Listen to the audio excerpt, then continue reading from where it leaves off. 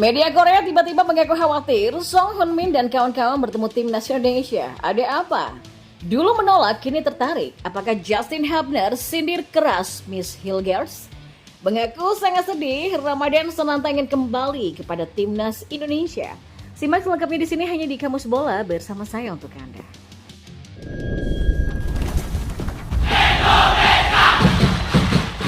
Ya, media Korea Selatan khawatir Taeguk Warriors harus bertemu dengan Korea Utara sampai timnas Indonesia di putaran ketiga kualifikasi Piala Dunia 2026 zona Asia. Korea Selatan yang keluar sebagai juara grup C putaran ketiga kualifikasi Piala Dunia 2026 zona Asia dipastikan melaju ke babak selanjutnya. Song Hyun-min dan kawan-kawan dipastikan melaju ke putaran ketiga dengan mengemas 16 poin dari 6 laga yang dilakoninya. Tim berjuluk The Taeguk Warrior tersebut tercatat meraih 5 kali kemenangan dan 1 kali imbang. Setelah memastikan lolos ke putaran ketiga, Korea Selatan dipastikan masuk pot pertama dalam drawing putaran ketiga kualifikasi Piala Dunia 2026 zona Asia nanti. Korea Selatan masuk pot pertama bersama Iran dan musuh bebuyutannya yakni Jepang. Tapi situasi ini tidak bisa membuat Korea Selatan bersantai, pasalnya Song Hyun-min dan kawan-kawan tetap akan menghadapi lawan yang tidak mudah. Media Korea Selatan Hansbiz menyebutkan jika babak penyisihan putaran ketiga yang akan dimulai pada September 2024 ini masih menyisakan banyak tim yang hebat. Ada 18 tim yang sudah memastikan lolos ke putaran ketiga dan mereka semua tidak bisa dianggap remeh menurut media asal Korea Selatan ini. Ya, hal ini karena dilihat dari pembagian pot, tim asal negeri Gingseng tersebut memang masuk dalam pot pertama. Namun mereka diprediksi masih akan tetap berada dalam grup maut. Ini dikarenakan Hansbiz melihat bahwa pembagian pot yang dilihat berdasarkan peringkat FIFA pada Juni ini terlihat masih ada lawan-lawan yang berat. Bahkan dari 2 pot sampai pot ke-6, tim-timnya tak bisa dianggap remeh. Menurut media Korea Selatan ini, untuk pot 2 yang diisi Australia, Qatar, dan Irak akan menjadi ujian tersendiri. Mereka adalah lawan yang sulit bagi Korea Selatan. Pot ketiga ini berisi Arab Saudi, tim kuat, lalu Uzbekistan, ada Jordania yang berhasil mengalahkan Korea Selatan di semifinal Piala Asia kemarin, kata Hansbiz. Tidak hanya was-was dengan tim yang ada di pot ketiga saja, namun mereka juga mewaspadai tim yang berada di pot 4. Apalagi pada pot ini ada mantan pelatih timnas Korea Selatan yakni Paulo Bento. Ya, pelatih asal Portugal tersebut diketahui menukangi Korea Selatan pada tahun 2018 sampai 31 Desember 2022. Setelah keluar dari kepelatihan Korea Selatan, juru taktik berusia 53 tahun ini menukangi Uni Emirat Arab sekarang. Situasi ini menurut media Korea Selatan tidak akan menguntungkan dan pasti bisa membuat Son Heung-min dan kawan-kawan kesulitan karena sang pelatih sudah tahu betul kekurangan dan kelebihan para pemain Taeguk Warriors. Negara lain yang juga ada di pot 4 itu adalah Oman dan Bahrain. Kemudian pada pot kelima ada China yang sebelumnya mereka bisa dikalahkan Korea Selatan, tapi mereka juga tak bisa dianggap mudah dan harus terus diwaspadai ke depannya. Selain mereka, pot kelima ada juga Palestina dan Kyrgyzstan yang tak bisa dianggap mudah. Selain mereka, media Korea Selatan juga khawatir jika Lee Kang-in dan kawan-kawan harus bertemu dengan timnas Indonesia. Seperti diketahui, timnas Indonesia dipastikan lolos ke putaran ketiga. Tim asuhan Sinteyong ini melaju ke putaran ketiga seusai mengalahkan Filipina dengan skor 2-0. Dengan begitu, timnas Indonesia lolos ke putaran selanjutnya dengan mengemas 10 poin dari 6 laga yang dilakoninya. Setelah lolos, Tom Hei dan kawan-kawan dipastikan masuk ke dalam pot ke-6. Hal ini karena ranking timnas Indonesia juga berada di posisi ke-134. Untuk itulah mereka berada di pot terakhir jelang putaran ketiga ini. Walaupun berada di pot terakhir, ternyata timnas Indonesia membuat media Korea Selatan khawatir. Mereka sedikit panik karena pada pot ke-6 ada 2 tim yang dinilai sebagai tantangan berat bagi Son Heung-min. Timnas Indonesia dan Korea Utara dinilai sebagai tim yang tak bisa dianggap mudah. Kami menghindari Jepang dan Iran, tapi kami khawatir bisa bertemu dengan tim Timur Tengah, Korea Utara, dan Sinteyong, ujar media tersebut. Menurutnya, bertemu timnas Indonesia bisa menjadi kekhawatiran karena saat ini mereka dilatih oleh Sinteyong. Mereka membeberkan alasan mengapa khawatir Korea Selatan harus berhadapan dengan timnas Indonesia. Tim Merah Putih dinilai tidak akan jadi lawan yang mudah. Hal ini karena sebelumnya langkah timnas U23 Korea Selatan juga dihentikan oleh tim asuhan Sinteyong di Piala Asia U23 2024. Ya, dihentikannya mereka membuat Korea Selatan gagal untuk pertama kalinya tampil di Olimpiade setelah 40 tahun beruntun selalu tampil di ajang pesta olahraga tersebut.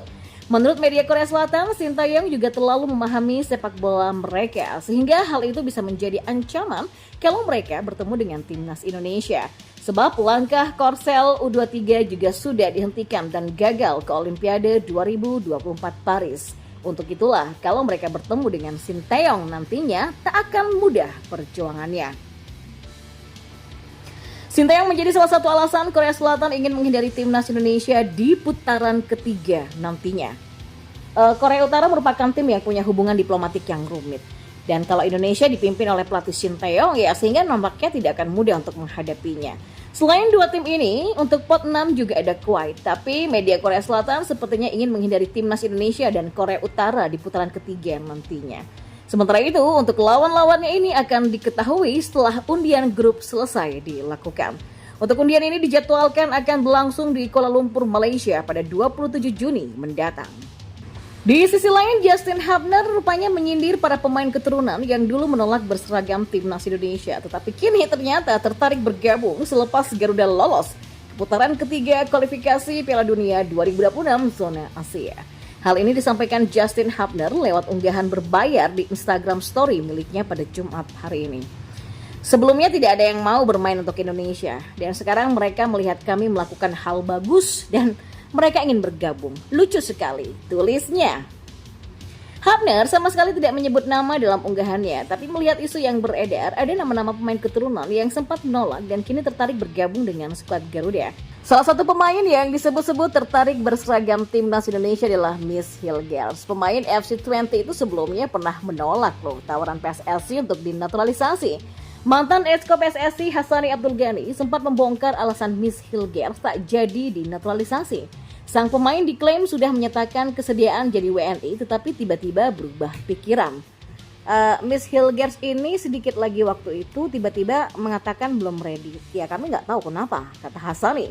Miss Hilgers merupakan bek yang kini berusia 23 tahun. Penolakan yang dilakukan sang pemain dianggap wajar karena dirinya di atas kertas masih berpeluang untuk membela timnas Belanda. Tapi Miss Hilgers kini diketahui tidak mendapatkan panggilan timnas Belanda untuk Euro 2024 nanti. Alhasil dia sejauh ini masih menanti peluang untuk memperkuat tim senior Orange.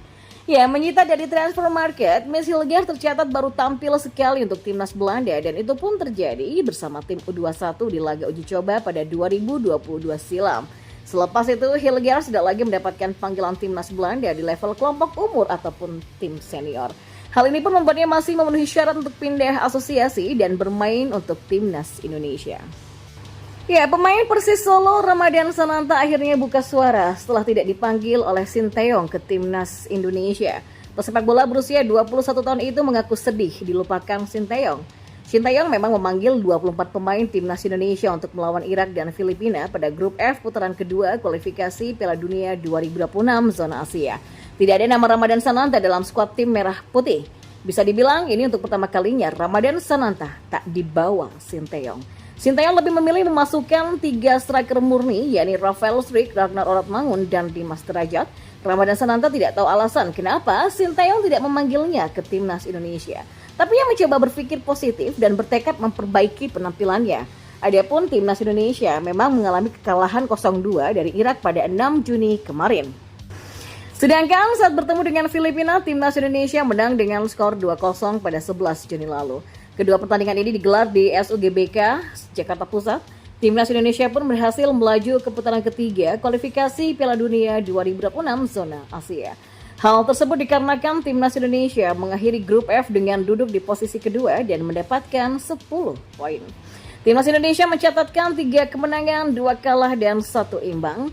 Ya tentunya sangat sedih ya karena tidak dipanggil Coach Shin Tae-yong, kata Ramadan Sananta. Tapi saya selalu berpikir positif. Nggak apa-apa, mungkin kedepannya saya harus berjuang lebih baik lagi.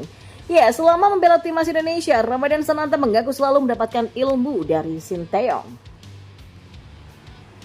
Ia selalu mengingatkan bahwa banyak pesan-pesan yang disampaikan dari pelatih asal Korea Selatan itu kepada dirinya. Sebagai pelatih, dia menyampaikan kepada saya harus semangat dan harus bekerja keras. Intinya, saya harus menunggu kesempatan. Pungkas Ramadan Sananta.